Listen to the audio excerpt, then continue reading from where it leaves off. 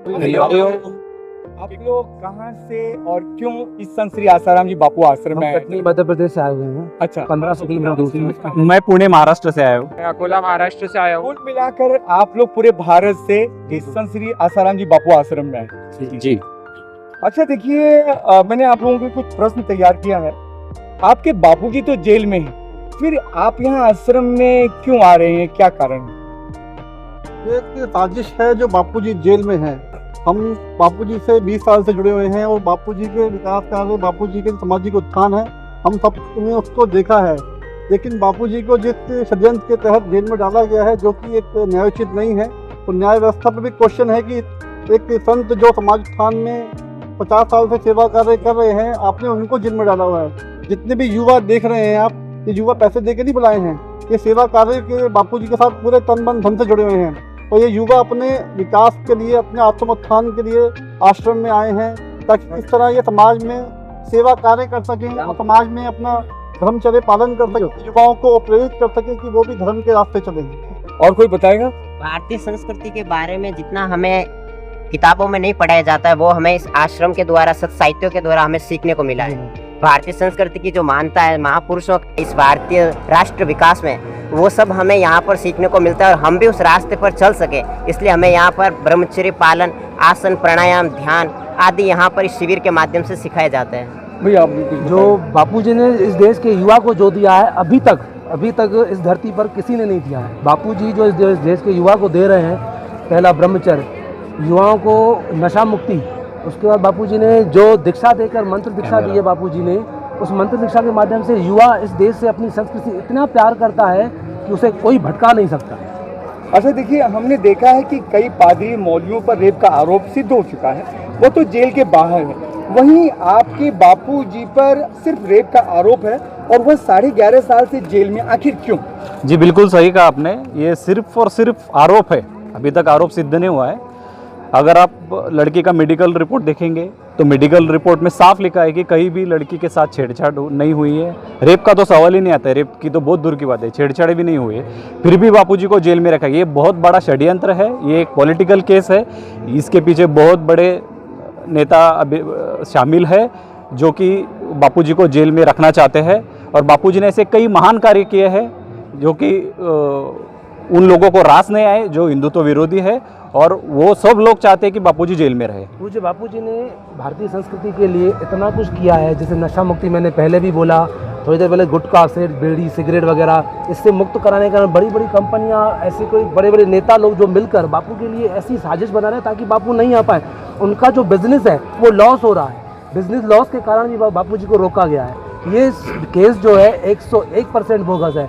लड़की के शरीर पर कहीं भी एक खरोच तक नहीं है, कहीं खरोच नहीं है, तो फिर कैसे केस हुआ? और जहाँ केस हुए हैं, रेप हुआ है, कितने लोगों को मिली? सलमान खान को बेल मिली, अभी दूसरे कई नेताओं को मिली, कैसे सैकड़ों 11 साल में बापूजी के मैंने देख रहा हूँ, उसके बाद 1100 लोगों को बेल मिल चुकी है। क्या न्यायतंत्र कर रहा है देश के लिए? जैसे भाई साहब, ये हिंदुवादी सरकार या कोर्ट, आखिर ये हिंदू संत आसाराम जी बापू के साथ ऐसा क्यों करी? इसके पीछे क्या कारण है?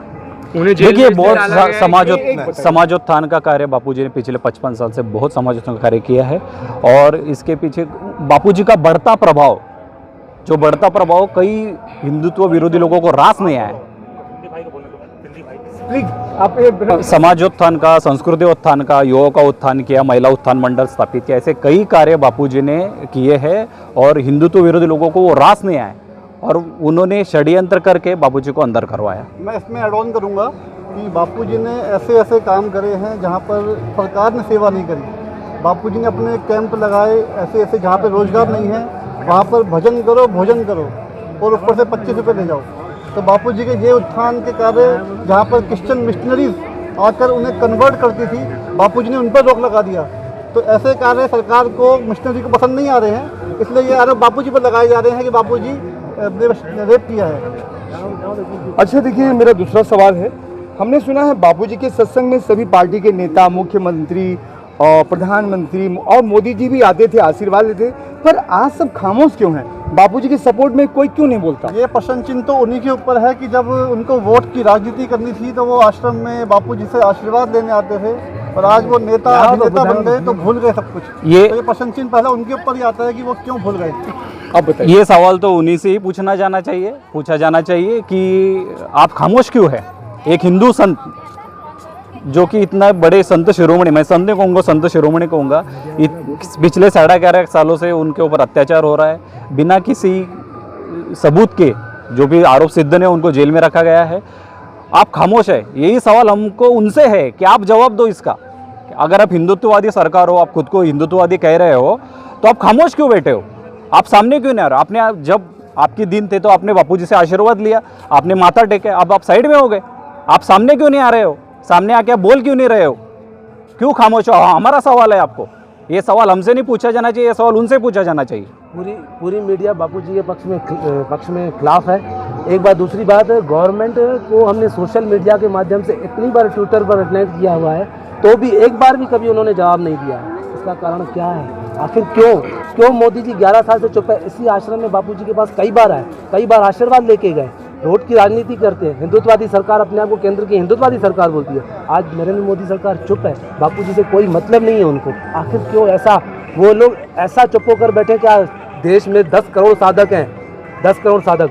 आज उनको समझ में आना चाहिए कि जहाँ जहाँ हिंदुत्ववाद का वोट था वहाँ वहाँ उनको हार मिली है। इसका कारण क्या है? आखिर भगवान देख रहा है। आखिर संतों के साथ अत्याचार होगा तो उनको हार का सामना करना पड़ेगा। अभी वो सरकार वैसाखी पर है, समय आने पर वो वैसाखी भी चले जाएगी सरकार। अच्छा, हमने सुना है कि कहीं ना कहीं आप लोग 11.5 सालों से और साल में कई बार राष्ट्रपति, प्रधानमंत्री, मुख्यमंत्री इनके पास प्रार्थना पत्र वगैरह भी देते हैं कि बापूजी हमारे निर्दोष हैं, इन्हें रिहा किया जाए, और बहुत सारे एविडेंस। तो क्या भाई ये बात सही है?